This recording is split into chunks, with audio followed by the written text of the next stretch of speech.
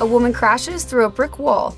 A man is accused of stealing $7 million in treasury checks, and a motorcycle rider is transported with head trauma after collision. You're watching St. George News at 5. Good afternoon, I'm Amy Bennett. On Sunday afternoon, a woman crashed through a brick wall after reportedly donating plasma. Washington City Police Lieutenant Corey Klotz told St. George News that the woman was driving after donating plasma when she became dizzy and possibly lost consciousness. While the driver didn't sustain any obvious injuries, Klotz said that she was transported to the hospital for further evaluation. 40-year-old Kyle Duncan Carl of Las Vegas, Nevada, was indicted by Utah federal grand jury for allegedly obtaining more than $7 million in U.S. Treasury checks and depositing them at credit unions in Utah.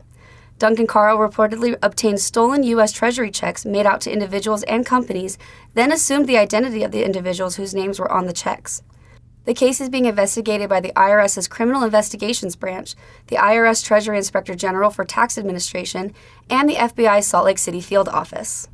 On Saturday, a motorcyclist sustained head trauma in an accident involving another motorcyclist during a group ride on State Route 18. The Washington County Sheriff's Office reported that the crash happened when the front motorcycle rider in the group began slowing down, preparing for a bend in the road. The second motorcyclist, who was following closely, did not notice the slowdown in time to react, and minor contact between the two bikes caused the crash.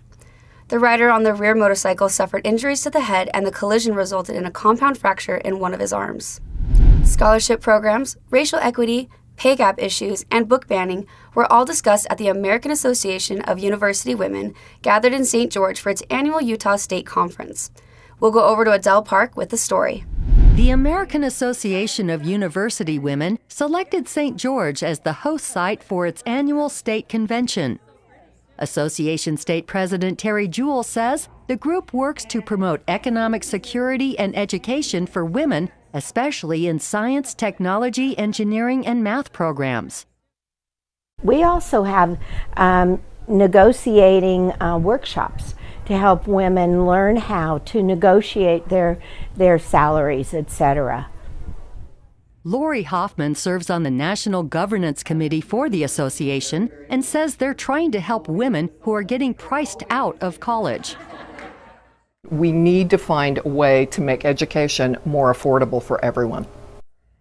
Dr. Tasha Toy was the keynote speaker for this year's convention.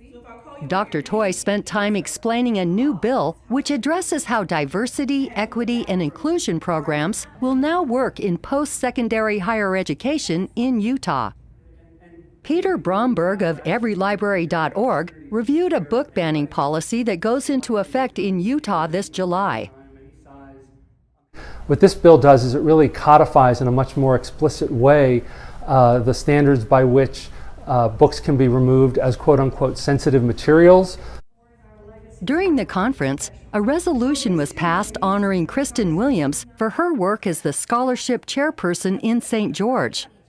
32 women from southern Utah were awarded scholarships this year, totaling more than $36,000. Thanks, Adele.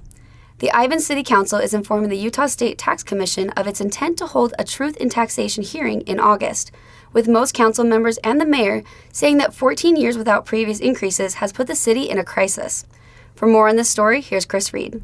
City council members in Ivins may be pulling the trigger on what others have said is a move of political suicide, holding a Truth in Taxation meeting.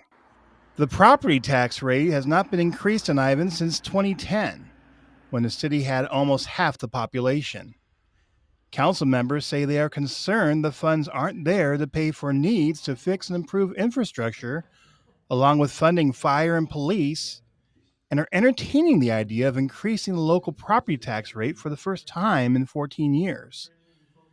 The council informed the state that it would hold a Truth in Taxation meeting on the night of August 14th, though the council still has the option to cancel the meeting if the idea of a rate increase is set aside. Councilmember Mike Scott said nobody wants to increase taxes, and he knows it is not considered a good political move to say a tax rate increase is needed. But he also noted Ivins is trying to pay for the needs of a city that has doubled in population since the last rate increase. The whole concept of property tax increase is weaponized against city council members at election time. Oh, Mike Scott voted to raise your taxes. I will never raise taxes. I think saying I'm never going to raise taxes is fiscally irresponsible. I'd say not raising taxes this year is fiscally irresponsible. We need to do it. Thank you for watching St. George News at 5. I'm Amy Bennett with St. George News, your #1 source for local news. This has been St. George News at 5.